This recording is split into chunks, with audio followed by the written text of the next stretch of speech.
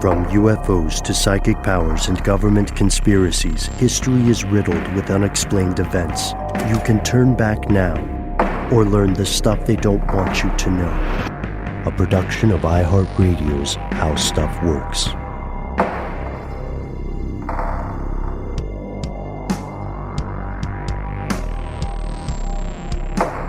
Welcome back to the show. My name is Matt. Noel is on adventures. They call me Ben. We are joined, as always, with our super producer, Paul, mission control deck, and most importantly, you are here, and that makes this stuff they don't want you to know. This is what I'm pretty excited about, Matt. What about you? Yeah, it's been a minute since we've really gotten our unexplained phenomena, i.e., UFOs, unidentified flying objects, sometimes unidentified submerged objects. Mm-hmm. Any of those, we're into it. And we had a lot of people, a lot of our fellow listeners suggest this topic. So we picked one person that we wanted you to hear from directly. Hey, boys. I'm a big fan of your show, and I really enjoy all the episodes you do. I just had an idea for a great episode. And that's the mystery of the Shag Harbor incident. That was a huge UFO sighting seen by many, many people, actually relatives of personal friends of mine here in eastern Canada. Happened on the south shore of Nova Scotia back in the 1960s, and not far from Oak Island, right? Another awesome place of mystery. So apparently there was a pretty substantial RCMP investigation into that.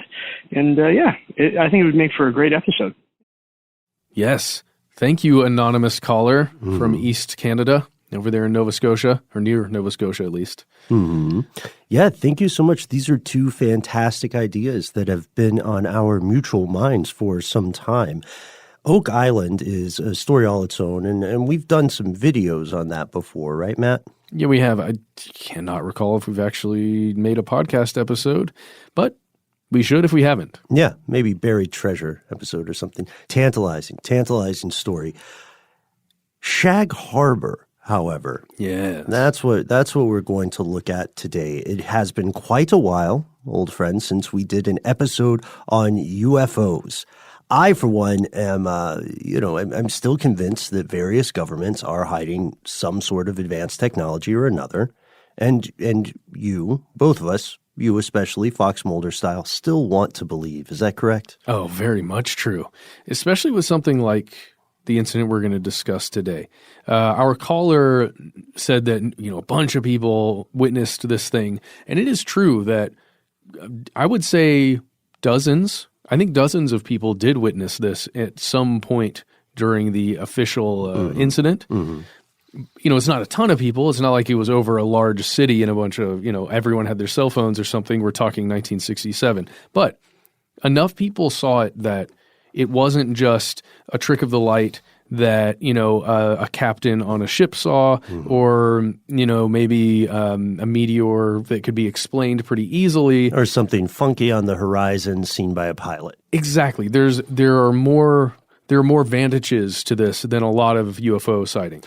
This is one of the most well-documented UFO sightings in modern history, to be honest. They call it Canada's Roswell, and that's not an ironic name like Little John or something. Yeah. This really is one of the most historically significant, well-known and famous or infamous UFO sightings in Canadian history, if not the most famous. So we received tons of great episodes for specific UFO sightings. We get them a lot. This one we were curious about because if you're not from Canada and you don't spend much time thinking about UFOs, you probably have not heard of Shag Harbor. A lot of people who are ufologists in the United States may not have heard of this, but here are the facts. Shag Harbor is a tiny, tiny town, a village, really. Mm-hmm. And it is, as our caller said, on the southern shore of Nova Scotia. The population is somewhere between, it's under 500 people. It's 400, 450 people or so. And their big business is lobster, which I love this because lobster is amazing. But here where we're based in landlocked Atlanta, Georgia, you get what you pay for. Yeah, yeah. And just so you have an idea of where this is, if you do live in the United States, as do most of you out there listening, we know this.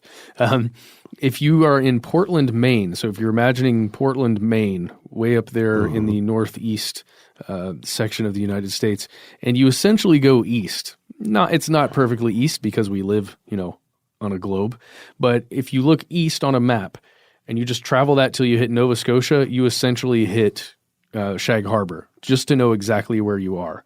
Because Nova Scotia is essentially a peninsula that comes down. It's close to an island, but it's a peninsula that comes down off of Canada up on the top there. On the eastern side, yeah. And this fishing community, right? Most of their business in the fishing industry takes place from November to May. That's going to be important for the story as it unfolds. On a side note, I just checked downstairs at one of the only places that does sell lobster rolls here in the area. $24 for one. For like a small lobster roll, right? For just a regular lobster roll. And that's, of course, to get that lobster to Atlanta and then buy it in Ponce City Market. Oh, boy. Now, just saying it might be a little inflated. That's all. That's all. One day, Matt, maybe one day I'll treat myself to a lobster. You know what? I might just, at this point, maybe I should just fly to Maine or Nova Scotia. Let's look at Dave's Lobster in Halifax. Let's see if they've got a menu. I looked up some places in Shag Harbor. No way. I couldn't get the website for Captain Wayne's to work, but I'm interested. So if you're listening, you've ever been to Captain Wayne's in Shag Harbor, let me know what you think, and let me know what I should order when I go there. Because after doing this research, I'm excited about taking a trip there one day. I'd like to go. That would be wonderful. We should definitely do that. And while we're there, we can check out the Chapel Hill Museum, Captain Wayne's, and some other restaurants, a few tourism sites. But what sort of tourism sites, you may ask? Well, a lot of people would probably go out there for fishing or maybe to try and catch their own lobster. Dude, that would be so cool. Some people may visit for the history of Chapel Hill, which is a historically significant site, but many people visit for a different reason. They visit Shag Harbor, you see, because they are convinced that human beings saw a UFO, not even a UFO, an extraterrestrial object in this town in the 1960s. Here's where it gets crazy. So let's get our primary sources for this right, and we'll go with the official story. And then we'll go with some speculation, and then we'll go with some analysis. That sounds great. I feel like I'm over-explaining it. That's very Alice in Wonderland, where the Hatter says, start at the beginning, go through the middle, and when you get to the end, stop. Now, signposts, in my opinion, are actually good. So let's keep with them. Okay. All right. Well, we've made a promise now, Matt, so we'll have to try to keep our story straight, which is a problem in the Shag Harbor tale as well. Our primary sources for contemporary reports from the authorities and civilian witnesses come from a paper called the Halifax Chronicle Herald. And here's most of what we know. On Wednesday, October 4th, 1967, at around 11:20 p.m., multiple witnesses claimed to see the following. Some reported a row of lights on a craft that was roughly 60 feet long. Now, that's, of course, an approximation, but that was used several times, 60 feet long. And this row of lights on whatever this thing was, the lights at least, because a lot of people couldn't, at least several of the reports couldn't see an object. They just saw the lights because of the distance they were away. But the lights descended down, and there was some kind of noise that was emanating from whatever this was. It was reported as like a whistle sometimes as a whooshing sound, and it was almost like it was akin to, at least some of them said, a bomb falling, or like in a movie you would hear a bomb, like pew. Exactly. And it was descending down, right? And then it hovered over the water out there at Shag Harbor, or right outside of Shag Harbor, essentially, hovered over the water just momentarily, and then it began to submerge. And there were some really weird details we're going to get into here with how the light functioned or didn't function. It was very strange, but let's continue along. Sure. Yes. The object, or the lights, whatever this was, submerged into the Atlantic Ocean, a famously large body of water. Which, by the way, if you are in Shag Harbor, to your east, nothing but water. That's it. Yeah, exactly. And emergency crews, primarily the Royal Canadian Mounted Police, or the RCMP, as our caller mentioned earlier, they arrived within 15 minutes or so they're not fooling around. They reasonably assumed this was a plane crash at first, so lives could be on the line and the clock is ticking. The Coast Guard later joins in the search. Initially, civilians and authorities, the way the story goes, noted a thick yellow foam, or specifically a glittery yellow foam. A local fishing boat captain said this was about 80 feet wide, the swath of foam, and it's important to remember that he made this observation in the darkness based on his unaided eyesight. According to the records, no one obtained a sample of this strange substance. So even today, we don't know what it is. We can guess, but we don't know. For about 3 days, the authorities search the bottom of the harbor, and they have no luck. They find nothing. No bodies, no debris, bupkis. They also find, when they contact Halifax and other regional authorities, that no planes were reported missing. And with that, the incident seemed set to be a flash-in-the-pan headline. Local radio reported it. The Chronicle Herald reported it. But it seemed like an unusual sighting that, like thousands and thousands of others, would eventually end up being little more than a footnote in regional history books. This is the important thing. So this happens in 1967, right? It's 2019 now, and this is a world famous UFO incident. But in, let's say, 1977, this was not the case. Something happened between 67 and today that changed the way the public thinks about this specific night in October. And you know, I know I'm setting us up here, but we will tell you what that moment is. We found it. But for now, let's look at the facts. That's the gist of the story, and there are a couple of problems with it, a couple of contradictions. If we rely just on the articles from the Chronicle Herald, what do we find? We'll tell you right after a quick word from our sponsor.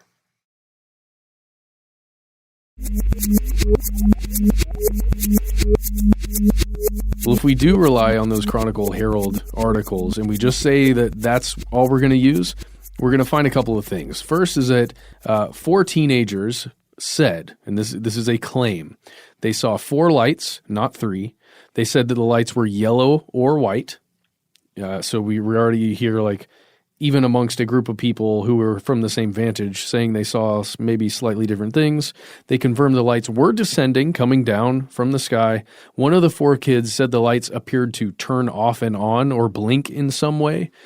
Another kid said that he heard the aforementioned whistling noise, some sound. So again, one of the 4 witnesses said, I heard it emitting some kind of sound, but the other kids, the other 3, didn't mention anything about a sound until this other person mentioned it. Who knows if that's then some kind of confirmation bias or wanting to be correct if you missed it. Another teen said he heard a loud noise when the lights appeared to hit the water, so some kind of boom or splash. That's where you kind of get that end of the bomb sound. And, you know, if it was a massive object and it impacted the water, there would be some kind of sound. Sure, yeah. It just depends on how far away you are if you could hear it, essentially. If it were indeed a craft 60 feet long, no matter how light it was, it would make an audible noise. 100%. If a UFO falls in the water and no one's around, does it make a sound? Yes. Another thing you're going to find is that a whole separate group of people, in this case a couple other teenagers, said they saw 3 red-orange lights this time. So rather than white or yellow, descending again from the sky, forming a line at a roughly 45-degree angle. Now, these two, this pair, they were actually driving when they saw this, and they didn't stop the vehicle, and the lights just kind of passed out of view as they're driving around. And you're probably somewhere near the coast over there, and just they're going to be gone, even if they're descending down. So we at least have 2 vantage points, specifically from the Chronicle Herald, specifically teenagers. And this isn't the end of our witness list. This is just where the witness list gets a little bit, at times, murky. But picture yourself looking at an aerial map of Shag Harbor. And you can pull one up right now. Now, zoom out and take in a bigger region into your aerial view, and there's Halifax, okay? So local radio stations reported a glowing object had been seen by a bunch of people who called their newsrooms, and they reported witnessing strange glowing objects flying around Halifax at around 10 p.m. So what is our established timeline at this point? When did the impact hit the water? Have we established that yet? Would be it would be before midnight. Oh, yes. But after 11:20. Exactly. Okay. So like an hour and change beforehand, all over Halifax, and I've been, as you said, like not a significant distance away, but far enough away. An hour before that, you see lights, glowing objects. Got it. Right, yeah, and it would be helpful for us to say that distance, right? It's about from Halifax, Nova Scotia to Shag Harbor, Nova Scotia. You're looking at about 255 kilometers or 158 miles. So that's pretty far. That's according to distancebetweencities.net. Oh, that's great. That's just their thing. Unless it's a driving distance of some sort. Right. So the radio stations are reporting this, and they're not the only ones. Air Canada Flight 305 noted something strange on the left side of their plane at 7:15 p.m., and they called it a brilliantly lit rectangular object with a string of smaller lights trailing the object. At 7:19, the pilots noticed a sizable silent explosion near the object, and 2 minutes later, another explosion occurred, and it faded to a blue cloud around this thing, whatever it was they saw. So oh God! So when I read that and I read that, all I hear is force field of some sort that got hit or like reacted. Okay. Yeah. So we know they saw something unusual, but we don't know necessarily whether that is tied to this stuff that happens hours later. This is where we want to introduce our first book, the one that people would consider conspiratorial. Doug Ledger wrote a book called Maritime UFO Files, and in this book he claims that additional witnesses exist. Daryl Dorey and his sister Annette and Daryl's mother were sitting on their front porch when they noticed a large object maneuvering above the southwestern horizon. The next day, Daryl writes a letter to the Royal Canadian Air Force Greenwood Base commander asking what was flying over the water that evening, because I've never seen anything like it. And yes, so we've got, 2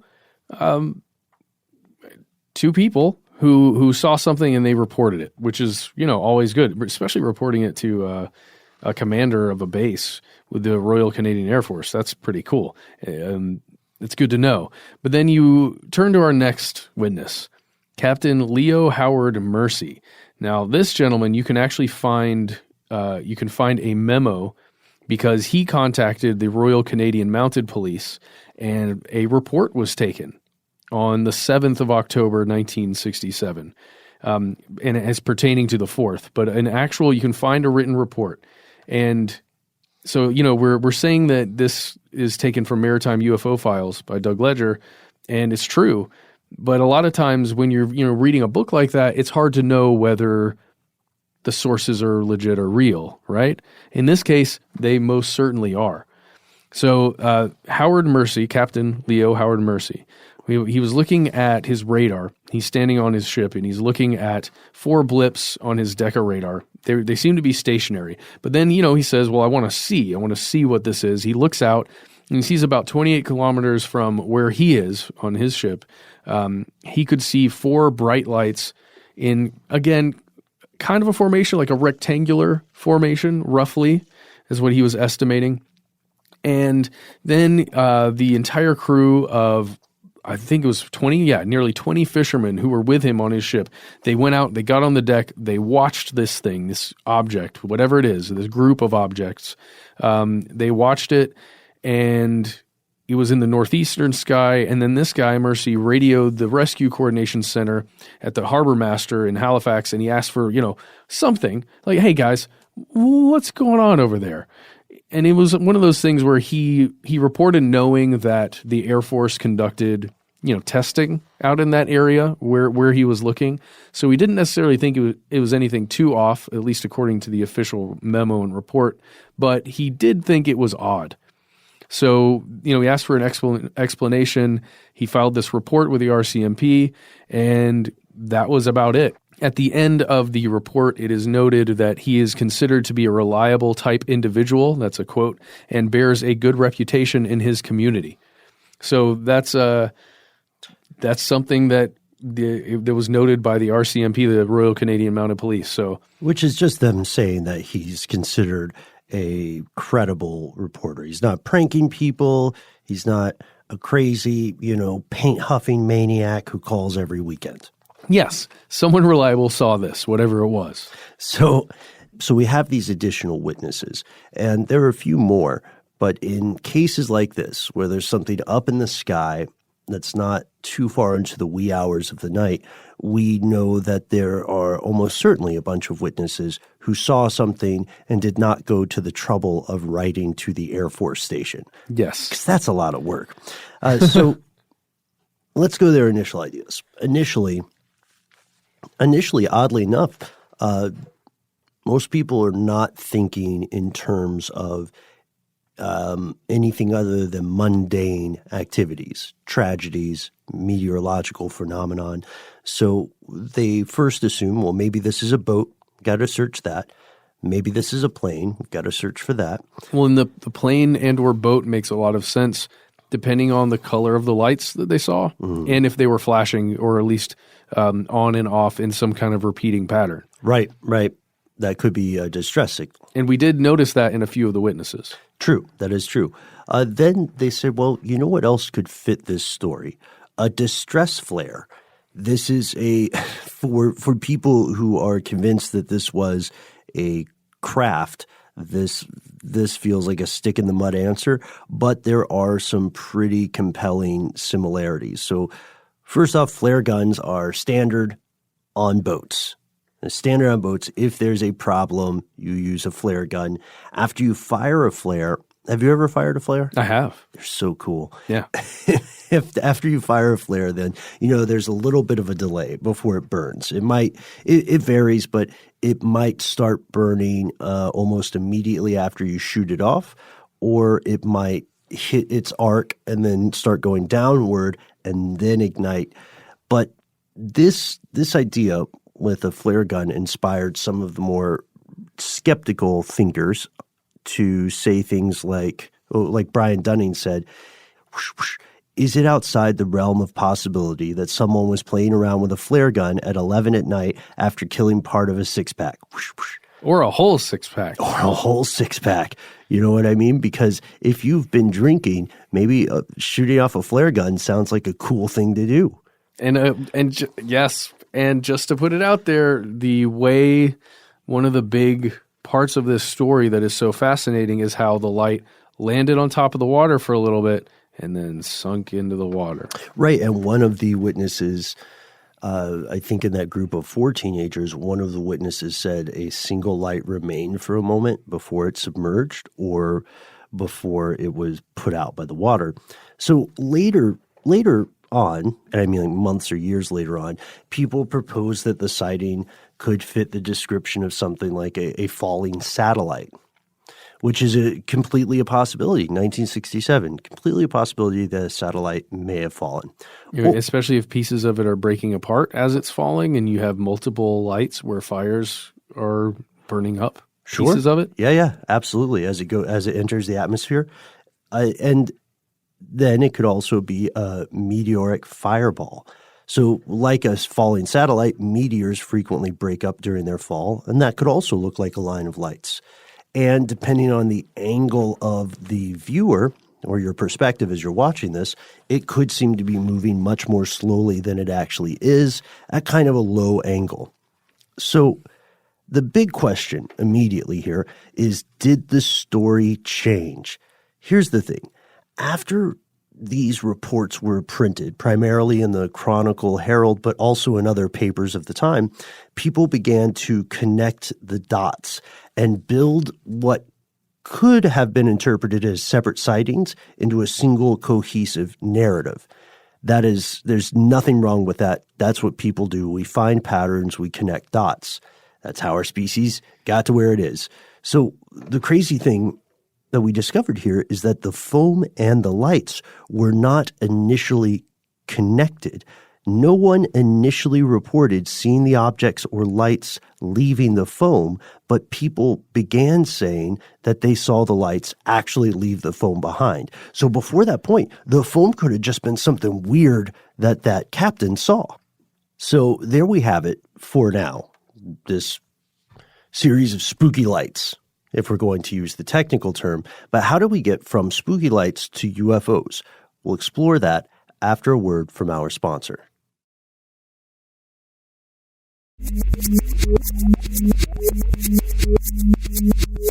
And against all odds, we have returned. How did this transform from spooky lights to genuine concerns about extraterrestrials being sighted?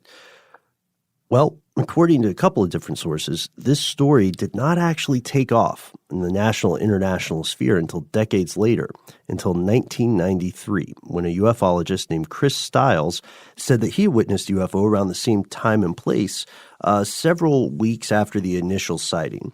He co-wrote a book called Dark Object, the world's only government-documented UFO crash.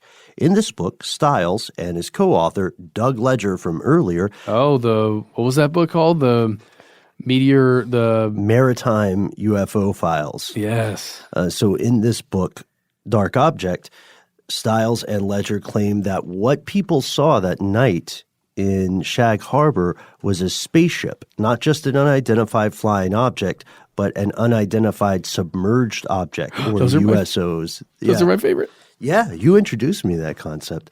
And they further trace the path of this object after it submerges in the ocean. They say that after it went underwater, it traveled about 70 clicks northeast to a U.S. Navy facility called the HMCS Shelburne. At the time, the HMCS Shelburne was a support compound for offshore sonar array that was meant to detect submarines. It's part of an anti-submarine system. And this was also part of a larger global network. Back to the book. The authors claim that this USO, unidentified submerged object, met up with another ship underwater. They were monitored by the U.S. Navy, and then they were eventually launched into space. For the record, as near as we can find, Ledger and Stiles were the first people to propose this idea or to posit this series of events, and we couldn't find what their sources were for this claim. But if you did have information about this, let's say you got it from someone's last words on their deathbed, someone's, no one's ever heard of this before, but this happened, you would be the first person to ever report that. The problem is, why would there be no reporting of that kind of incident, that kind of thing, unless it's just completely redacted and held because it's, national security kind of situation. So it's one of those things we always talk about. We'll get into it a little later, but it's not provable. Right. It's not provable either way. Right. We know that there's enough evidence to say that people definitely saw something. We know little else. Yep. Because even the mundane explanations are not perfect one-to-one fits. You know what I mean? So in the case of the flare, if it were a distress flare, we would have probably found an object, right, from which that was shot. If it were a prank by someone who had too much to drink or was just out living their best life on the coast. Didn't even have to be a prank, just somebody messing around. Then, how do we explain the fact that no one came forward? Will we just say that they were so terrified that they decided to take this secret to their grave? Because I don't know. I don't think they would have gotten in serious trouble. But maybe they freaked out because they saw all the law enforcement and rescue responders out there. Maybe they were like illegal lobster poachers, and they didn't want anyone to know. Yeah, doing illegal flare lobstering. Well, yeah, they were flaring for lobsters. You know, that's that old standby. Flaring for lobsters. It's our new T-shirt. Yep. So we've got these claims from these authors, and there are more. There are more arguments or theories around, but the claims of Stiles and Ledger are probably the most well-known on that side of the fence. Let's go to the official word, because those of us who may say, well, I'm more of a skeptically minded person and I'm convinced this is a flare, we have weird news for you. The government disagrees. The Canadian government was not convinced. On October 6th, a couple of days after the incident, a Colonel W.W. Turner issued a memo where he said, quote, "The Coordination Center conducted preliminary investigation and discounted the possibilities that the sighting was produced by an aircraft, flares, floats, or any other known objects." And he got that. This is weird. This is probably the strangest piece of trivia I learned doing this. He got that from a telex, an early kind of form of fax sent from a Coast Guard ship. And it was very short and to the point. Essentially it was like telegraph language where they said, we searched for this with nil results. And we searched for this other thing with nil results. All that means is, while they're not totally ruling it out, they're saying they didn't find anything that supports any of those mundane explanations. So even though they didn't find anything, they still didn't feel that the normal explanations fully explained everything. And this sounds sinister, right? It could be seen as a very sinister thing, but we also have to remember it's kind of predictable. If it were a flare, they're searching the ocean for a flare. Wait, you mean you can't just dive down there easily with a snorkel and grab it? It's not like a video game. Oh, It's not like a mission where you can snag something in the video game. And it's so true. You'd have to have such specialized equipment to even get to the bottom of the ocean there, if you could. And then from that point, you're just going to look for a flare that could be carried, that's if it makes it to the bottom. If it is a flare. If it is a flare. What if it was some, extraterrestrial species, just probe, like small little probe, spherically shaped or something that's designed to go down to the bottom of the ocean? Oh, and then disappear? Yeah, like burrow into the sand in the ground there. Okay. Like if that's what it was, you'll never find it. Maybe that's true with the technology they had at the time, right? LiDAR. But now we have LiDAR, yeah. And I think some relatives of Jacques Cousteau actually traveled up a few years back to Shag Harbor to film a documentary about the Shag Harbor incident. Oh, snap. So they'll be bringing with them technology that did not exist in the late 1960s. They'll also be working with one of the original members of the dive team that explored the incident when it occurred. Cool. And this is where we're at now. This is pretty interesting because there are people who are convinced that this was an accident that got covered up, whether mundane or military or somehow beyond this world in nature. And then there are people who are convinced that this is an easily explainable thing that people may not necessarily want explained. Because, you see, today Shag Harbor remains a popular tourist destination for local UFO enthusiasts. When the weather's right, you can check out the UFO gazebo and picnic site, and you can look out onto the ocean to the spot where the object crashed. That's right. Did you say the name of it yet, that place? Oh, I just said the UFO gazebo and picnic. Well, it's specifically called, and you can find it on Google Maps, the Shag Harbor Incident Interpretive Center. It's a yellow building. I think it's still yellow. You can find it. There are phone numbers you can call to reach them, a fax number, and even an email address.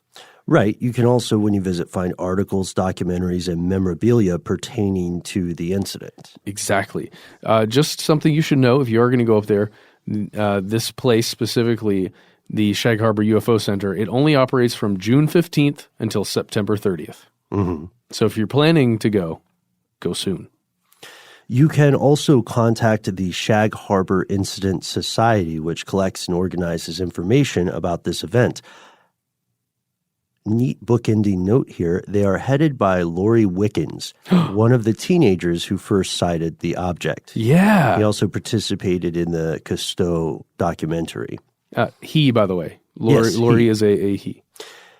So there's where we are, barring some new revelations or deathbed confessions. We want to know what you think. We do also want to point out that there is still a little bit of sketchy documentation on the side of the Canadian government. Let's let them summarize it themselves. Here's the conclusion from the Department of National Defense. The crashing of the unidentified flying object into Shag Harbor is still discussed today, with many articles appearing on the internet. There's no trace of the RCMP reports of the sighting in the files. The Department of National Defense has identified this sighting as unsolved, and the only documentation that exists in the files is a D&D memo. And we have that memo if you want to hear it. Well, then here it is. UFO report, Lower Wood Harbor, Nova Scotia. An RCMP corporal and 6 other witnesses observed what they believe to be an unidentified flying object off the southwest coast of Nova Scotia, Canada, on the 4th of October, 1967. The object was described as approximately 60 feet in length and was flying in an easterly direction when first sighted. During their observation, the UFO descended rapidly to the surface and made a bright splash as it struck the water. For some time after the impact, a single white light remained on the surface. The RCMP corporal endeavored to reach the floating white object, but unfortunately, before he could reach the location, the object sank. A search of the area failed to produce any material evidence which would assist in explaining or establishing the identity of the object. An underwater search conducted by divers from the Department of National Defense also failed to locate any tangible evidence which could be used to arrive at an explainable conclusion. So literally, what you said, Ben, it's unexplainable, and that's all we got. Right, so we can easily see why this is so intriguing and remains so intriguing, despite the fact that it is one of the better documented sightings or incidents. There's a surprisingly sparse amount of paperwork regarding it, and some of this came out only when the Canadian government declassified pages and pages and pages of files on unidentified flying objects reports. Now, we do have one pretty, I think, a pretty cool point that we have to make every time we do a UFO sighting episode. This is a UFO. Any unidentified flying object is, by virtue of being unidentified and in the air and an object, a UFO. That does not mean it was from Alpha Centauri or Mars or some place in the darkness between the stars. It just means that we have no real idea what it is, and even if we as a species have some good guesses, they are still only that. They are only guesses until some sort of hard proof exists. Also, on a personal note, I love that the Department of National Defense is abbreviated to D&D. Yes. And when I first read the original summarization quote, I I had this image in my head that there was a file from a D&D game. Oh, it was just a game master? That the RCMP was playing. Like they were deep into it. Although I'm fairly certain D&D did not exist in the 1960s. Oh, and that fact, I forgot to mention, the telex. I never followed up with the weird fact I learned about telex. Okay, so telex or teleprinter is the original form of data transmission and was developed during World War II. It's supposed to be reliably secure over long distances. Now we have faxes, we have emails, we have faxes still for some reason, right? But unlike fax and email, telex has what's called full legal document status in every country in the world. So if you send something on telex, it matters. Yeah, with the fax, it's like, I don't know, I'm going to need a cover sheet. With telex, it's like, yeah, we got you. Right. So I thought that was weird because maybe that's the reason why it was so popular. But God, do you remember sending cover sheets with fax machines? Yeah. Yeah. We used to do that in the old office. Yeah, we had to. It was very strange. We've been doing this a while, Ben. We have. We can technically still fax things. We could if we wanted to. Have you ever prank faxed people? Oh, no. I used to prank fax people at our old office. What? I don't know, man. Send something Marshall's way? Not in a mean way. Yeah. Not in a mean way. I would fax things like attention for your eyes only. The transmission will begin at 5:15 or something. Tell no one. Destroy this paper. It was brilliant. Like fax an optometrist or something. That is brilliant. Can you get in trouble for that? Probably. I hope the statute of limitations on prank faxing is pretty low. Somebody somewhere in an office is listening to this on their break or like while they're waiting, a dental hygienist waiting. And they're going, you son of a gun. Yeah, but I did fax people at 5:15 as well. See, there you go. Just enough time to get out the door with a little fun, a little light step. One time it was just like I tried to fax a picture of Christopher Walken, but you mainly fax text through a fax machine. So I don't know what they got. But yeah, that was I feel better, Matt. I feel like I have confessed my sins to you. Oh, well, hey, I love it. And now I want to do it. So if you have ever experienced an unidentified flying or submerged object or faxed anyone. An unidentified faxed object? Yes. You can reach out to us. We would love to hear your stories. You can give us a call. We are 1-833 STDWYTK. Leave a message detailing what you've seen. You can, like one of our recent listeners, first called us and left a message or two, I believe, and then sent us several videos like showing what she experienced with some kind of object that she noticed. That was fantastic. Yeah, thank you for doing that. Yeah, thank you so much for sending that. You can do that, or you can just leave us a message telling us what happened one time or what you've experienced. You can do all that stuff, or you can reach out to us on Instagram, where we are Conspiracy Stuff Show. And Ben, you are... I am in a burst of creativity at Ben Bolin, so you can follow me to see me get kicked into and out of various countries on various misadventures. Perfection. Is there an HSW involved, or is it just No. Okay. No. I'm Matt Frederick HSW something. I don't know. Good luck. You'll never find it. Ha ha. And we have Embryonic Insider, which That's is Noel. And Paul is... What is it? Paul is at Applebee Revolutionary. Oh, yeah. Applebee's... Was it the Applebee's Revolution? It's either, I think Applebee's Facts. Mission Control has several different Applebee's accounts. Okay. Which I'm surprised that he finds time for all of them. You're just going to have to search around and find it. I can't remember. And it was a really complicated name. Yeah. You have to earn that one. Yeah.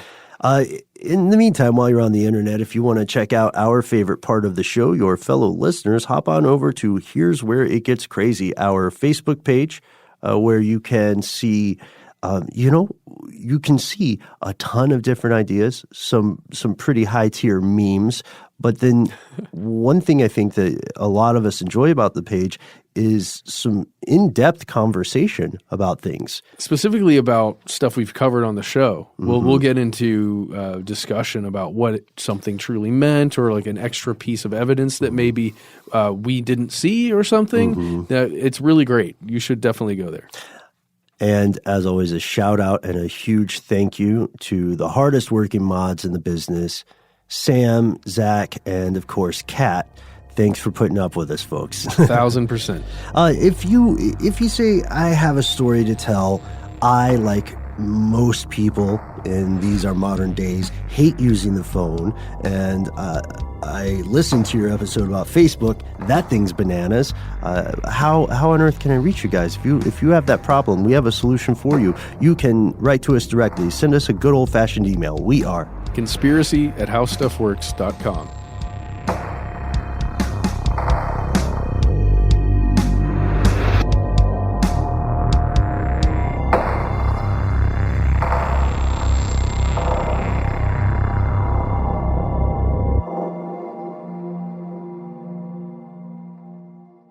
Stuff They Don't Want You to Know is a production of iHeartRadio's How Stuff Works. For more podcasts from iHeartRadio, visit the iHeartRadio app, Apple Podcasts, or wherever you listen to your favorite shows.